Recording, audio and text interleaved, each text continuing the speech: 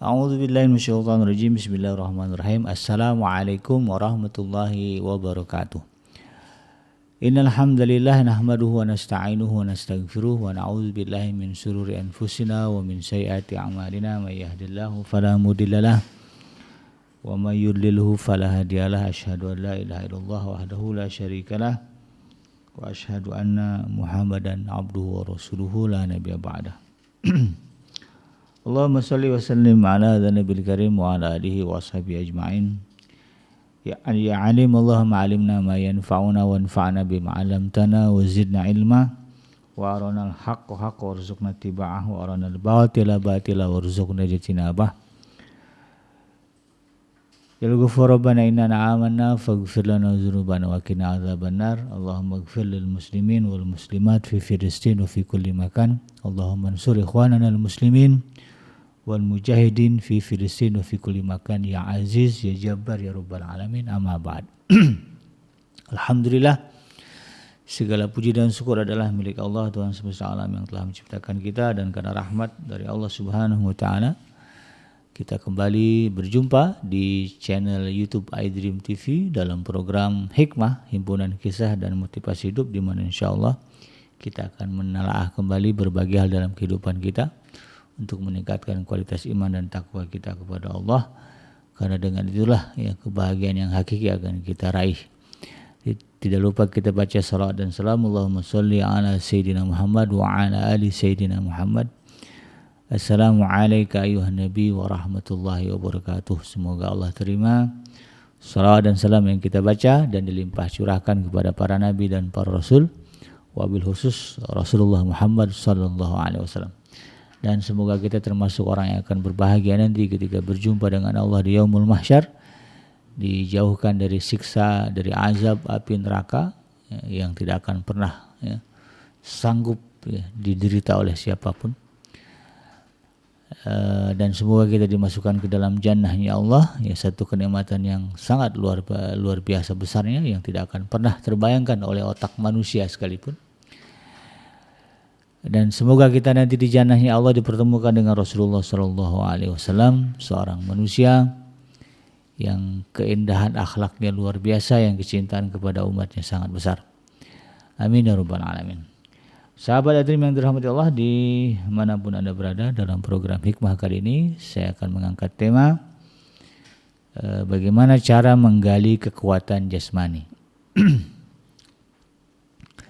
Kalau kita perhatikan di dalam riwayat atau juga sejarah ya, di dalam sejarah Sirah Nabawiyah misalnya, kita perhatikan bagaimana secara jasmani atau secara fisik ya, Rasulullah SAW dan juga mayoritas sahabatnya adalah orang-orang yang secara fisik, secara jasmani memiliki apa yang disebut dengan qawiyul jismi ya, atau kekuatan jasad yang luar biasa.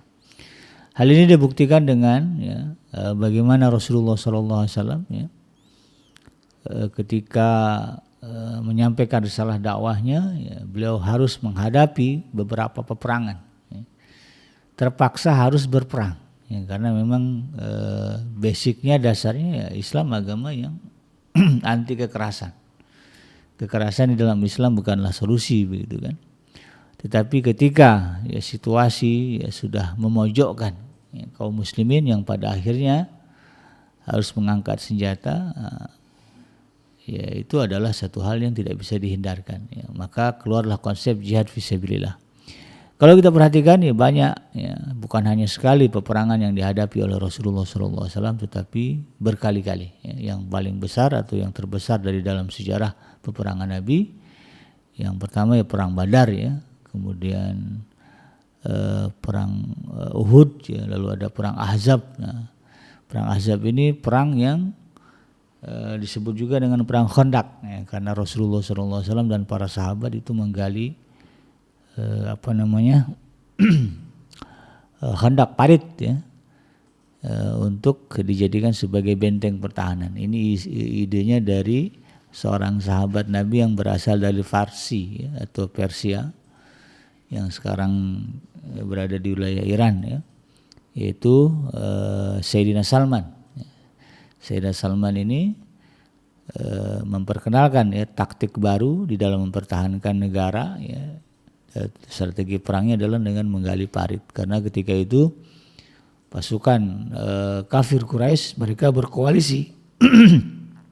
Maka disebut perang Ahzab itu ya, karena pasukan yang berkoalisi dengan seluruh ya kabilah-kabilah ya bangsa Arab yang memang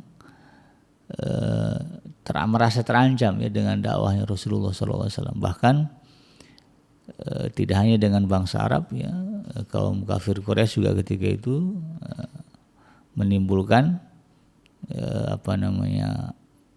menggalang ya, atau menggalang kekuatan juga, meminta bantuan dari penduduk Yahudi ya, yang menetap di Madinah ya, yang notabene mereka ini berada di posisi di dalam kota Madinah ya. Padahal mereka ketika itu sudah terikat dengan piagam Madinah ya. Jadi suku-suku Yahudi ketika peristiwa perang Ahzab ya, yang jumlahnya juga banyak ya, mereka punya kampung-kampung sendiri, bahkan ada benteng-bentengnya ya, yang terkenal itu benteng Khaybar ya. Di sana mereka bersepakat ya, menyerang kaum muslimin dari dalam. Jadi ketika perang Ahzab itu serangannya ada dua ya. Serangan dari luar dari kaum kafir Quraisy, kemudian dari dalam oleh orang-orang Yahudi gitu kan. Sehingga perang ini cukup menguras ya, tenaga dan emosi kaum muslimin ya. Dan alhamdulillah sejarah ya meriwayatkan bahwa Allah Subhanahu wa taala ya memberikan pertolongan atas ujian yang begitu besar ya. Ini kan bagian dari ujian ya. Kaum muslimin diuji betul ya kesabarannya, ya, kekuatannya di dalam menghadapi serangan-serangan ya dari musuh-musuh mereka. Pengepungan Madinah itu terjadi selama hampir sebulan. Dikepung ya. Kenapa dikepung? Karena mereka nggak bisa masuk ya. Bukit-bukit yang mengelilingi Madinah itu sudah dijaga oleh kaum muslimin dengan pasukan pemanah ya, jadi nggak ada yang berani, nggak ada yang bisa. Kemudian ketika mereka mencari celah ya di antara bukit-bukit yang kosong, ternyata sudah ada parit atau khandak atas usul dari Sayyidina Salman Al-Farisi. Dan khandak parit ini digali ya bersama-sama, estafet setiap hari. Bahkan Rasulullah SAW juga ikut menggali.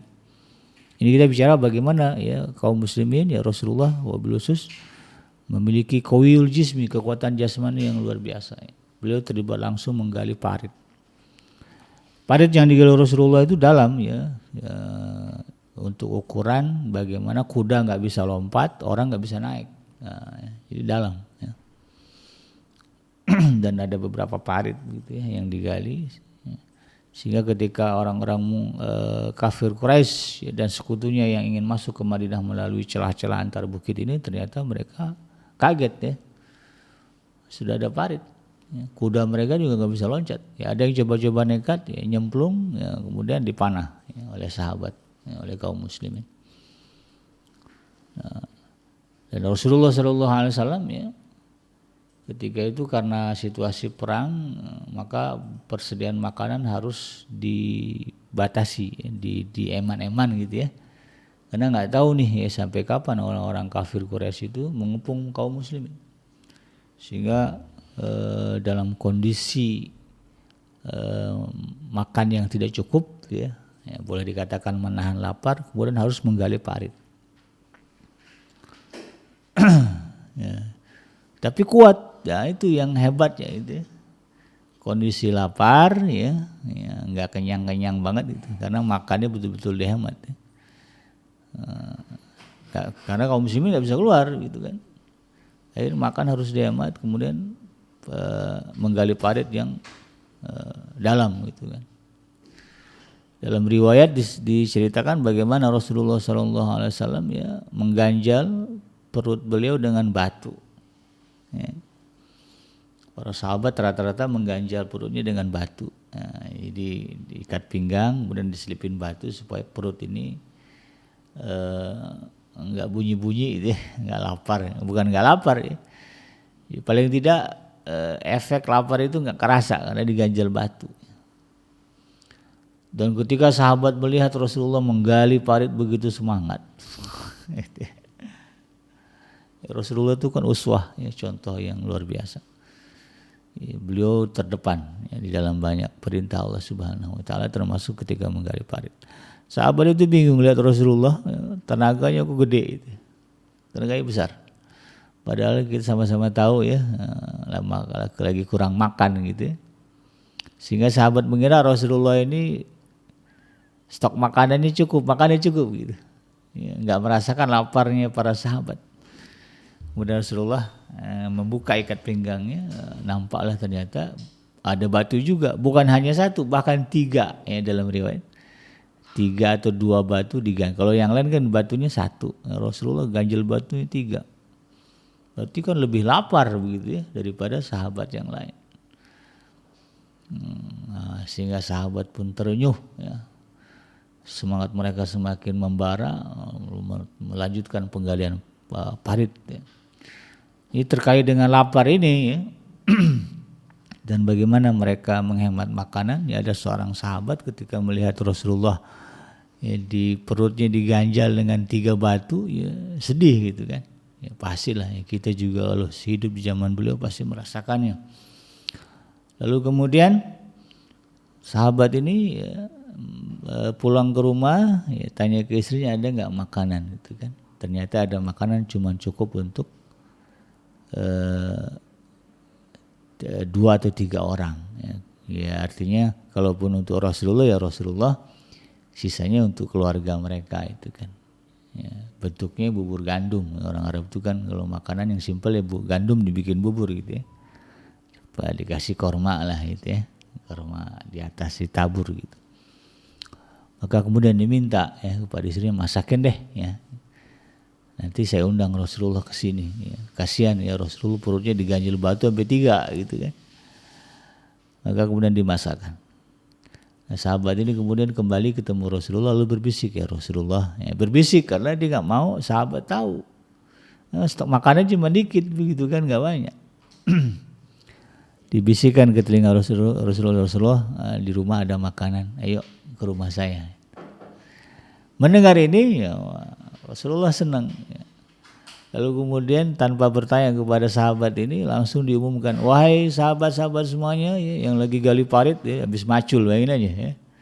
Lalu lagi macul kan laparnya luar biasa. Saya pernah ya merasakan laparnya setelah bertukang. Ya.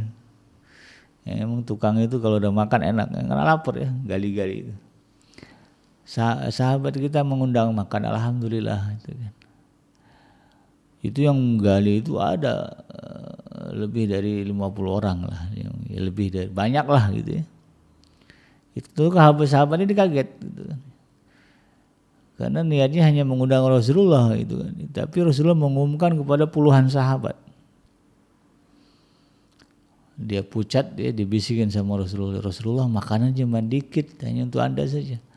Rasulullah tersenyum. Ya, itulah ya, hebatnya Rasulullah. Ya nggak usah khawatir. Nah, prinsipnya Rasulullah itu hasbunallah. Ya, Allah mencukupkan kita. Sahabat dengan yang ngundang makan ini dengan segala perasaan dagdikduknya gitu, ya, terpaksa lah ya mengikuti apa kata Rasulullah. Ya. Datang rame-rame ke rumahnya. Istrinya kaget juga gitu kan. Wah, bubur yang disediakan hanya untuk 2-3 orang, yang datang puluhan. Wah, gimana ini gitu ya. Sahabat dia senang aja gitu kan, wah kita makan besar nih ya. Begitu sampai ke rumahnya, lalu kemudian Rasulullah minta kepada tuan rumah buburnya ya, makanannya bubur gandumnya itu dihidangkan di tengah rumah ya. Lalu kemudian beliau buka serban Rasulullah ya. Kemudian wadah isi makanan itu beliau tutup dengan serban. Ditutup. Lalu kemudian disediakan piring-piringnya gitu kan, ya, 10 piring. Ya. Itu sahabat itu yang ngundang sama istrinya udah geleng-geleng, ini mungkin nggak ya? Makanan untuk 3 orang ya, dijajarin 10 piring kan begitu. Tapi ya dia yang dihadapi mereka adalah utusan Allah, ya Tuhan semesta alam. Ini utusannya ini. Gitu. Maka ketika sudah disiapkan piringnya 10 ya, kemudian itu sudah tutup, kata Rasulullah panggil sahabat-sahabat 10. Maka di absen panggil 10 orang ya. Masuklah 10 orang ke dalam rumah. Kemudian Rasulullah yang mengambil makanannya. Oke, kamu sini. Nah, ambil, jadi dimasuk ke dalam kain itu ya. Diciduk kemudian ditaruh di piring. Cukup apa kurang? Kurang ya Rasul. Habis gali parit itu ya. Tambah lagi. Kemudian 10 piring ya. Dengan kondisi makan sekenyangnya. Cukup kurang. Wah, selesai 10 orang makan, Rasulullah perintahkan panggil lagi 10 orang. Maka kemudian ya, beberapa gelombang gitu ya, 10, kalau 5 aja udah 50 orang, 5 kali 5 trip ya. Semua yang makan dengan kenyang. Ini sahabat yang undang geleng-geleng, kok bisa gitu ya. Makanan yang sedikit ya, itu kemudian bisa bisa dimakan ya, oleh orang yang begitu banyak. Ini bagian dari mukjizat ya. Lalu kemudian selesai saat Rasulullah menghidangkan sahabat semuanya makan kenyang gitu semuanya. Dan mereka belum merasakan kenyang ya selama proses penggalian parit. Ya. Hari itu ya mereka kenyang. Lalu kemudian selesai semua sahabat makan, Rasulullah kemudian manggil mana keluarga kamu ya, semua keluarganya dipanggil ya, karena sama-sama semua juga lagi ngemat ya. Kemudian semuanya makan ya, dikasih makan sampai kenyang, barulah kemudian Rasulullah terakhir makan bubur gandum itu. Selesai kemudian bubar. Besoknya sahabatnya ketemu Rasulullah, ditanya sama Rasulullah, makannya masih ada enggak? Kain yang Anda pakai penutup itu ya Rasul, saya buka itu kan, saya simpan. Nah, jadi makanannya tidak habis sekarang, kata Rasulullah. Kalau kamu nggak buka kainnya ya, sampai kiamat nggak habis tuh makanan. Ini karena sahabat buka serbannya, maka malam itu habis. Nah, itu sisi ya cerita bagaimana Allah Subhanahu wa taala menolong hamba-hambanya. Itu kan bagian dari realita ayat yang Allah janjikan di dalam surah As-Saff ya kalau enggak salah. Wa may yattaqillah yaj'al lahu makhrajan wa yarzuqhu min haitsu la yahtasib. Wa may yatawakkal 'ala Allah fa huwa hasbuh. Siapa yang bertawakal kepada Allah maka Allah akan mencukupkannya. Di sebelumnya siapa yang bertakwa kepada Allah, Allah akan kasih solusi, kemudian Allah akan beri rezeki dari arah yang enggak disangka-sangka. Itu bentuknya. Dan kita harus yakin. Jadi kalau melihat sejarah ya, memang fisik Rasulullah SAW dan mayoritas sahabat Rasulullah itu sangat luar biasa kuat. Kalau dilihat bagaimana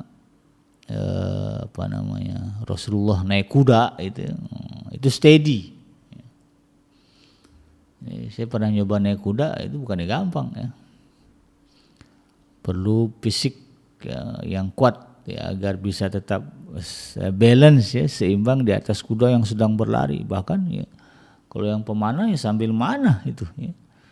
Kalau yang megang pedang ya sambil nyabetin pedang. Pedangnya Rasulullah itu besar.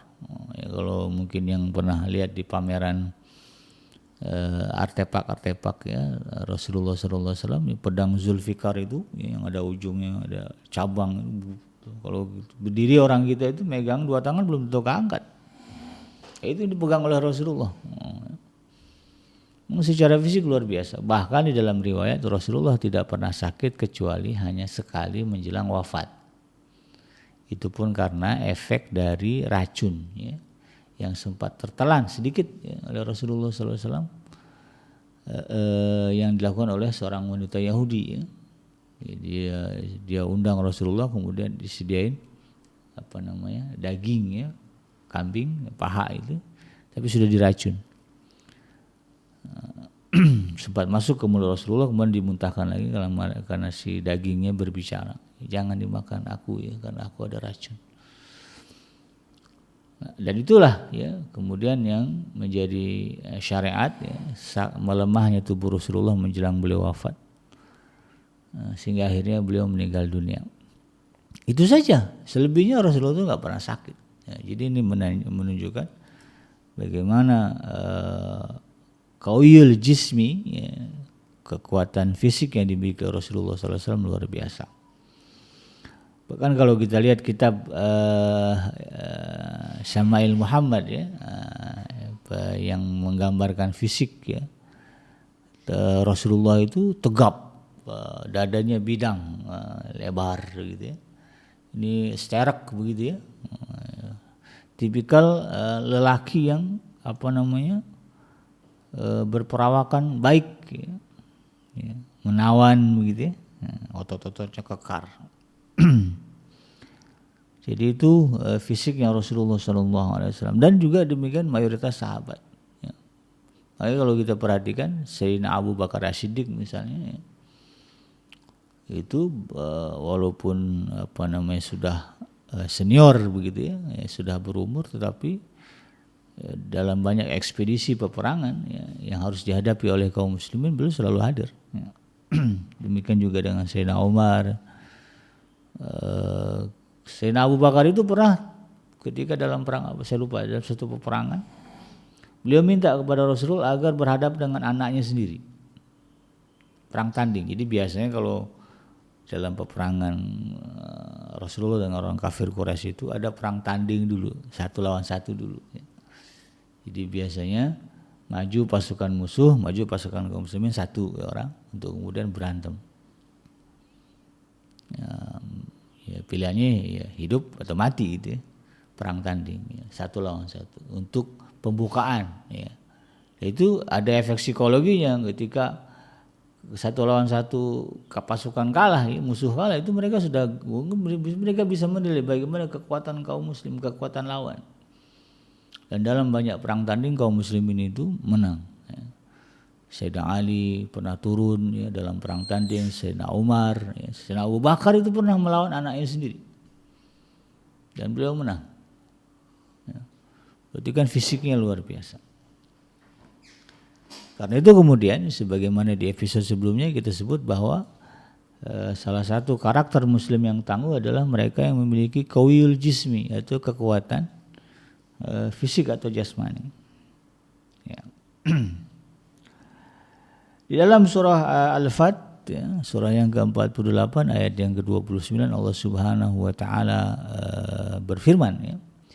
A'udzubillahi minasyaitonirrajim. Muhammadur Rasulullah, ya, wallazina ma'ahu asyidda'u 'alal kuffari ruhama'u bainahum tarahum ruk'an sujadan, ya, yabtaguna fadlan minallahi wa ridwana simahum fi wujuhi min athari sujud dzalika mathaluhum fit taurah wa mathaluhum fil injil, ya. Kazar'in akhraja syat'ahu fa'azarahu fastaghladha fastawa ala syukih yu'jibu zurra'a liyaghidha bihimul kuffar. Wa'adallahu allazina amanu wa 'amilus solihati minhum maghfiratan wa ajran 'azima. Muhammadur Rasulullah, ya, Muhammad itu adalah utusan Allah. Dan orang-orang yang bersama dengan Rasulullah itu asyidda'u 'alal kuffar, mereka tegas, ya, tegas keras terhadap orang-orang kafir. Ruhama'u bainahum, tetapi mereka berkasih sayang, ya, sesama mereka. Tarahum ruk'an sujada, kamu lihat, ya, mereka ruku' dan sujud. Ini sebuah ilustrasi bagaimana kekompakan, ya, Rasulullah dan para sahabat atau kaum muslimin, ya, ketika itu. Kamu melihat mereka ruku' dan sujud mencari karunia Allah dan keridhaannya. Ya. Kemudian disebutkan di sini simahum fi wujuhi min athari sujud, ya. Pada wajah mereka tampak tanda-tanda bekas sujud. Jadi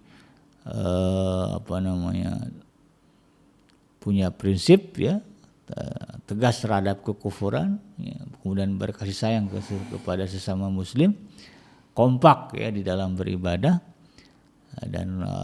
dan karena itu kemudian dalam wajah mereka, ya, pada wajah mereka tampak tanda-tanda ketaatan itu.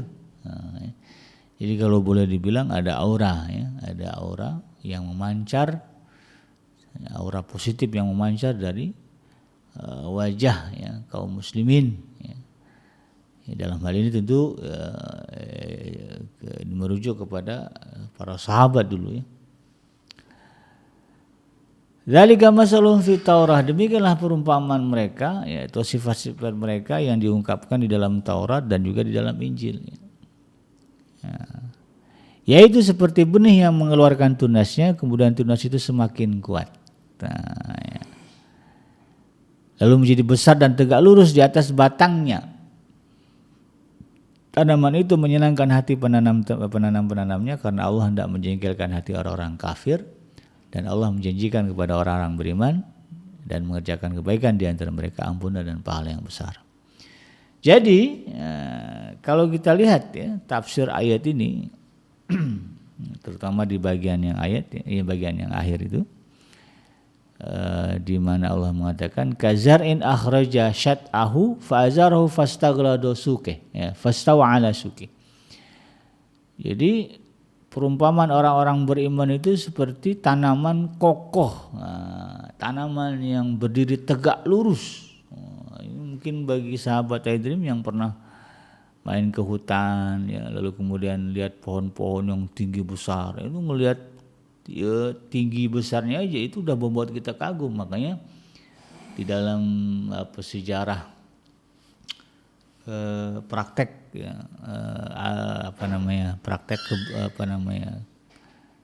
kepercayaan ya masyarakat dahulu sampai sekarang masih ada ya. Itu ada yang menyembah pohon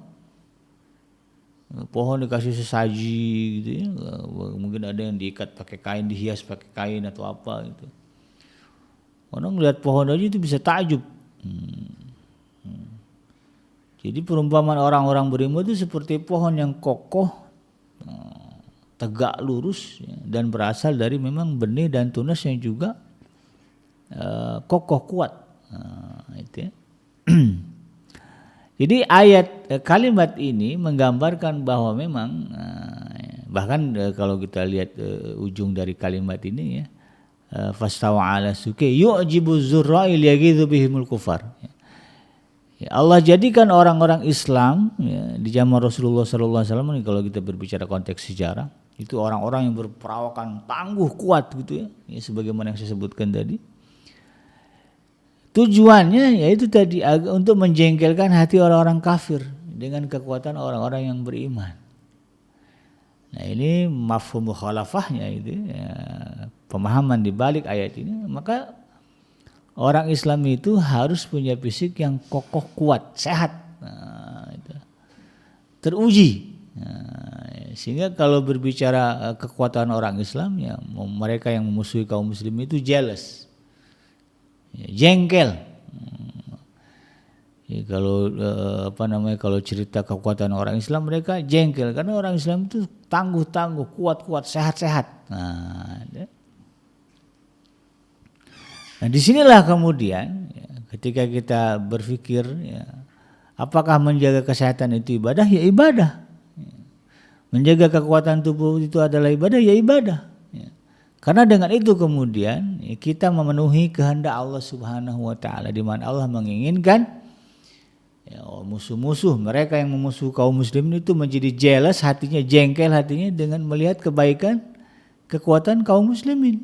Nah, jadi ketika banyak negara misalnya yang dihuni oleh mayoritas non muslim ya, pada sakit sementara negara-negara muslim sehat-sehat ya, seperti kasus mungkin waktu itu Covid ya, pandemi itu kan. Banyak negara-negara yang kemudian jumlah kematian penduduknya besar gitu ya. Tapi ada juga ya negara-negara yang jumlah kematiannya sedikit ya, dan itu kalau kita perhatikan ya dihuni oleh negara-negara mayoritas muslim yang memang ya sistem sanitasi ya, atau PHBS-nya itu perilaku hidup bersih dan sehatnya memang terjaga. Karena di dalam Islam ya, kebersihan itu wajib ya, menjaga kebersihan itu wajib karena untuk dengan bersih itu dia bisa mencapai suci gitu kan. Ya kan syarat ibadah itu kan harus suci. Ya. Salah satu kriteria untuk memenuhi kesucian itu ya dengan kebersihan. Ya. Nah, kalau kita lihat hadis-hadis ya sunnah-sunnah Rasulullah SAW, Rasulullah itu begitu care, perhatian dengan prinsip PHBS. Ya. Prinsip PHBS itu perilaku hidup bersih dan sehat itu terlihat.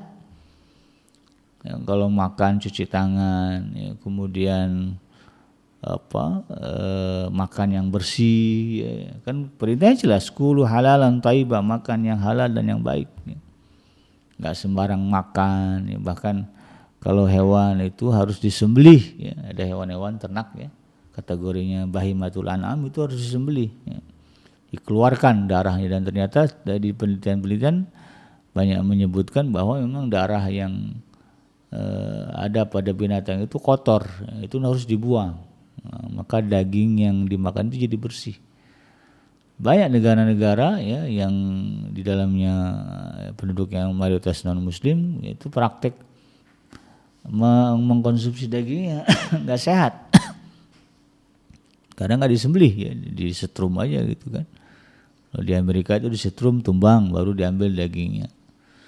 Kalau di Cina itu digetok ya, kepalanya itu pakai palu. Atau di Rusia juga sama, getok mati. Kalau orang Islam enggak, ya harus disembelih, ya, dikeluarkan darahnya, sehingga daging yang dimakan itu berkualitas, terjamin kebersihannya dan kesehatannya gitu.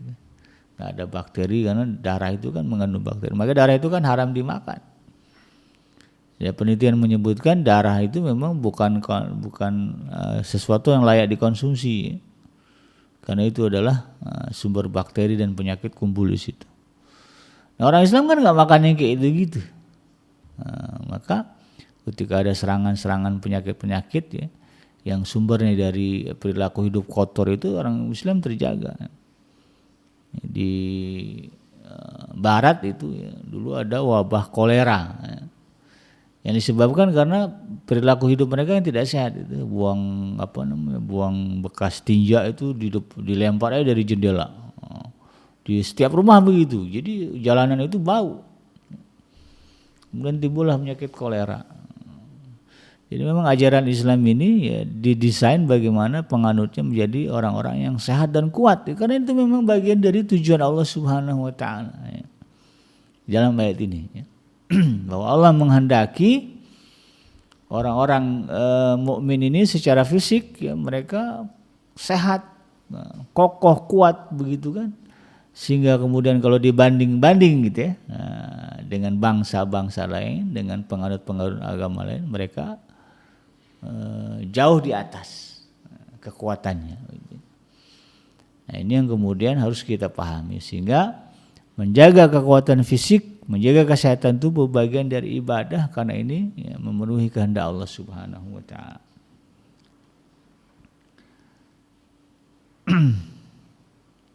Dan itu ya merupakan bagian dari risalah ya, yang dibawa oleh Rasulullah SAW, dan karena itu kemudian Rasulullah menjadi contoh terdepan ya, dalam menunjukkan bagaimana beliau memiliki kekuatan atau qawiyul jismi yang bagus, yang hebat begitu kan.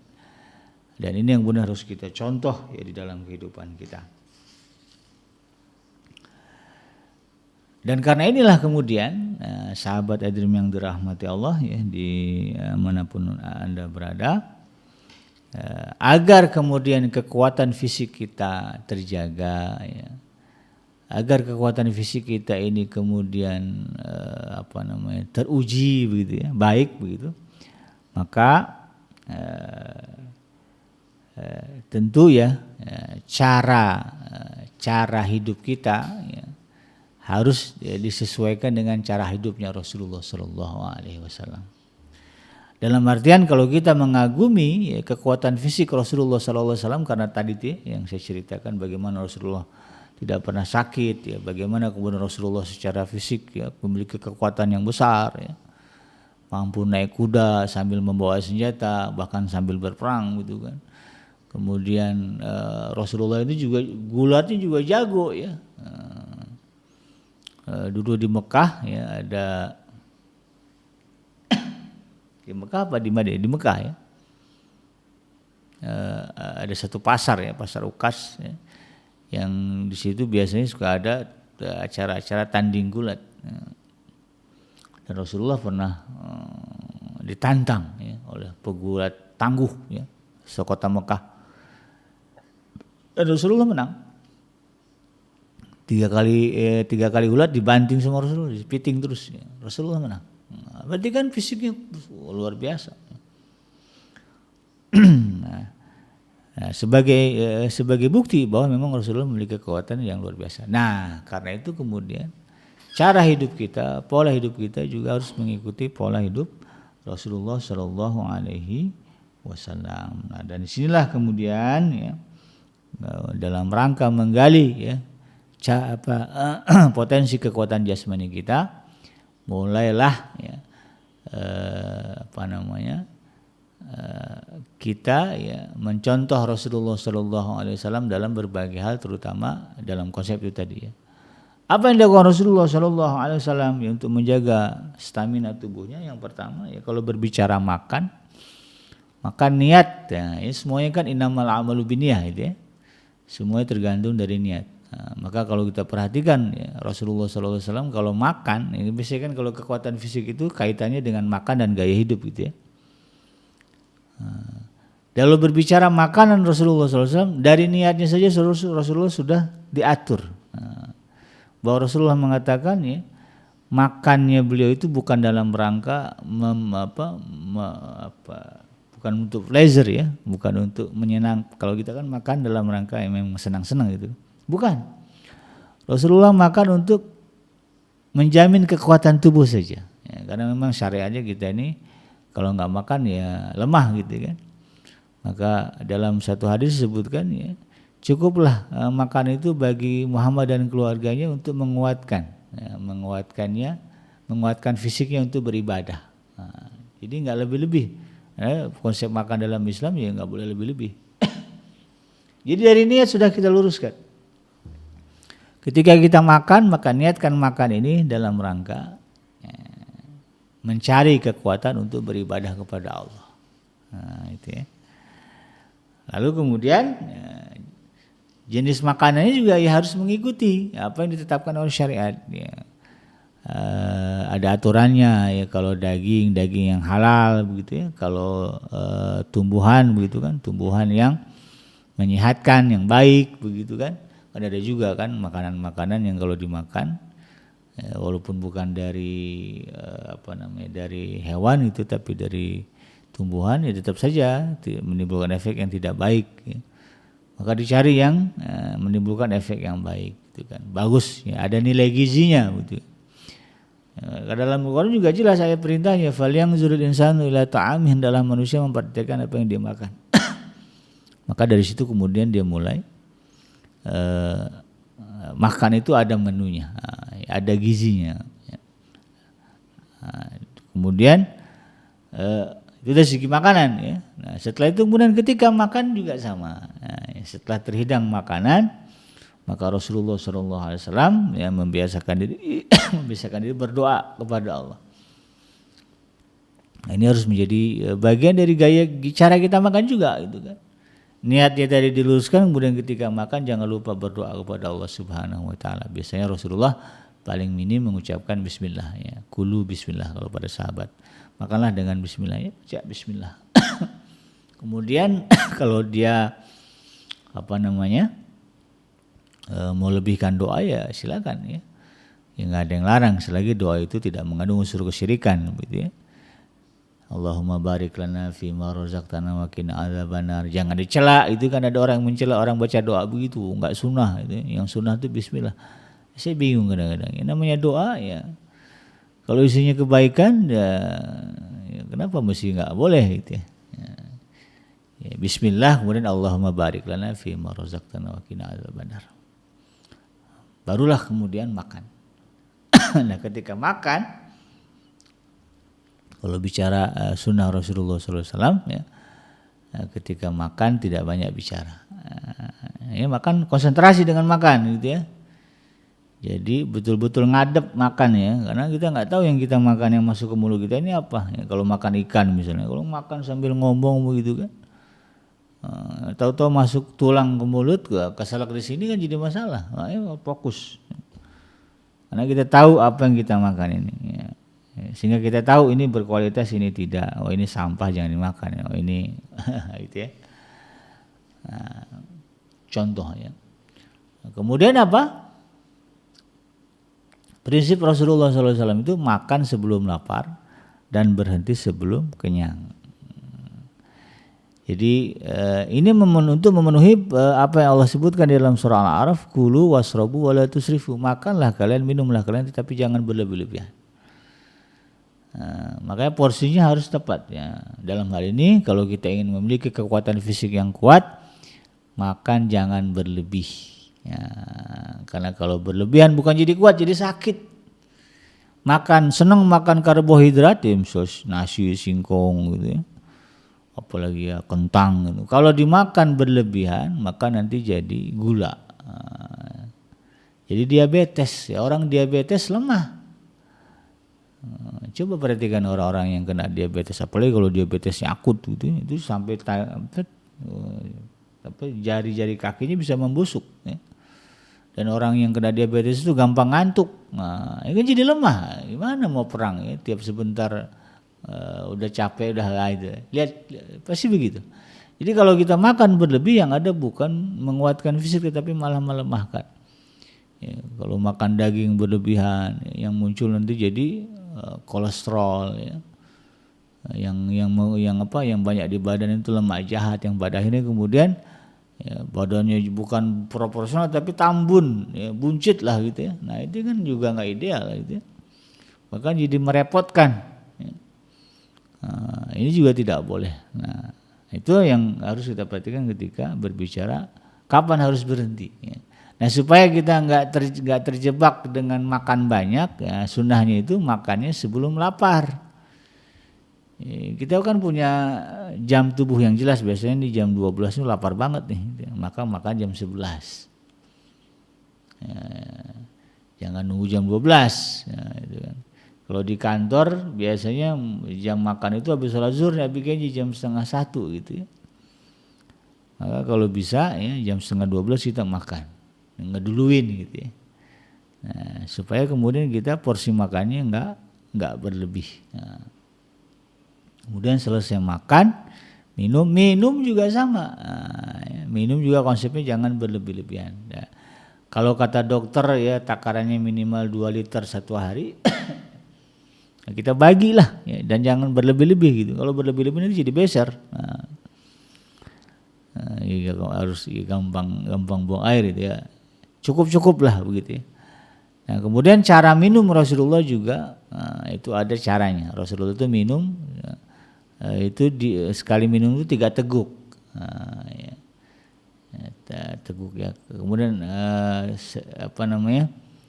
ada seorang ulama ya, Syekh Sya'rawi ya.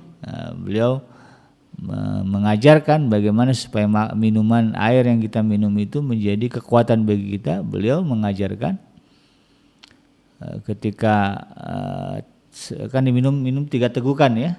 Setiap tegukan itu ya sebelum minum baca bismillah kemudian diakhiri dengan hamdalah. Jadi mau minum baca bismillah, minum kemudian selesai alhamdulillah, minum lagi bismillah alhamdulillah, bismillah alhamdulillah. 3 kali kalau begitu maka kata Syekh Sya'rawi, Syekh Mutawalli Sya'rawi beliau mengatakan selagi air itu masih ada di dalam badan kita maka selagi itu kita akan dijaga Allah dari kemaksiatan. Nah, itu rahasianya.